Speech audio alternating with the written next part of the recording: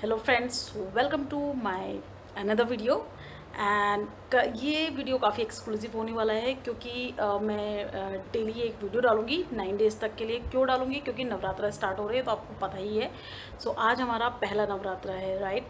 और ये दिन होता है शैलपुत्री का। तो मैं आपको ये बिल्कुल नहीं बताने वाली आपको पूजा कैसे करनी चाहिए, क्या उसकी विधि होंगी।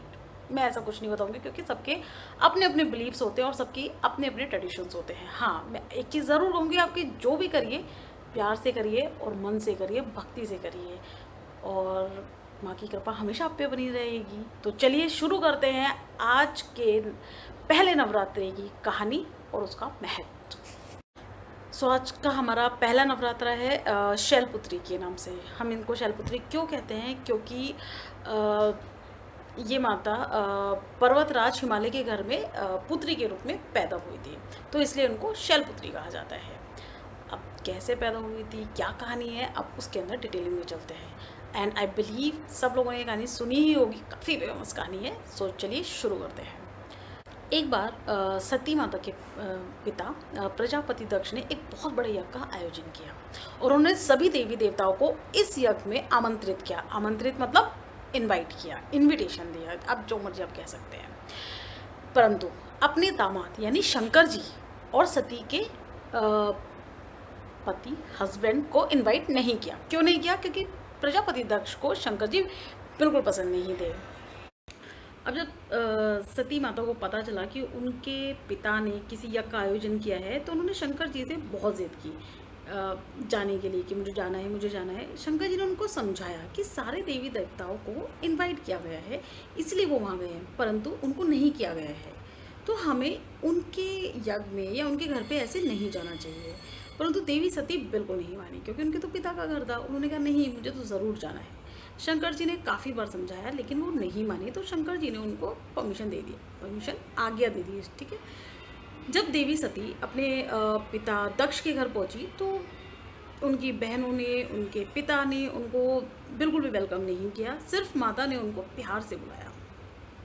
जब यज्ञ वहाँ पर शुरू हुआ तो प्रजापति दक्ष ने शंकर जी की बहुत इंसल्ट की सभी देवी देवताओं के सामने, और सती माता ये सब कुछ सहन नहीं कर पाई।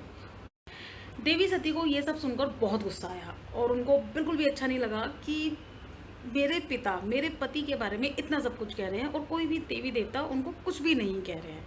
अब सती ने सोचा, अगर मेरे पति का इतना अपमान यहाँ हो रहा है और मैं अब घर वापस कैसे जाऊँगी, क्योंकि मैं भी अपने पति से ही ज़िद करके अपने पिता के घर आई थी और मेरे ही पिता मेरे पति को इतना भला बुरा कह रहे हैं, तो मैं किस मुँह से अपने घर जा सकती हूँ।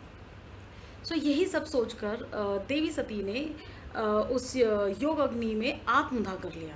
और जब ये बात शंकर जी को पता चली तो शंकर जी ने तांडव शुरू कर दिया। उनको क्रोध आ गया, उनको बहुत गुस्सा आया और वो उसी वक्त पृथ्वी पर उतर आए। आगे की कहानी तो आपको पता ही है कि उन्होंने देवी सती का जलता हुआ शरीर अपने कंधे पर रखा और पूरे ब्रह्मांड में वो घूमे थे। ये दूसरी कहानी है, मैं आपको कभी और सुनाऊंगी। यही सती माता अगले जन्म में शैलराज हिमालय की पुत्री के रूप में जन्मी और उन्हें शैलपुत्री कहा गया। शैलपुत्री का विवाह भी भगवान शंकर से ही हुआ था।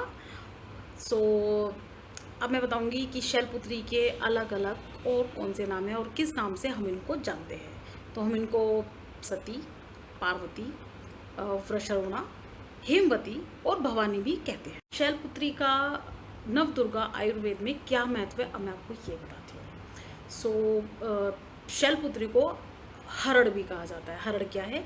ये कई प्रकार के रोगों में काम आने वाली औषधि है हरड़, हिमावती, जो देवी शैलपुत्री का ही एक रूप है।